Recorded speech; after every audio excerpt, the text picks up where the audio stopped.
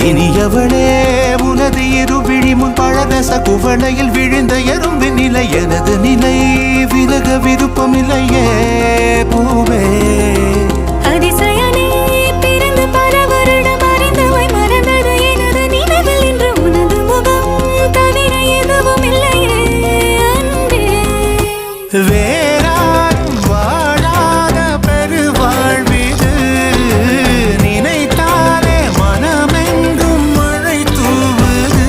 மழலையின் வாசம் போதுமே தலையினில் வானம் போதுமே ஒரு கணமே உன்னை பிரிந்தால் உயிர் மலர் காய்ந்து போகுமே நீதானே பொஞ்சாதி நானே உன் சரிபாதி நீதானே பொஞ்சாதி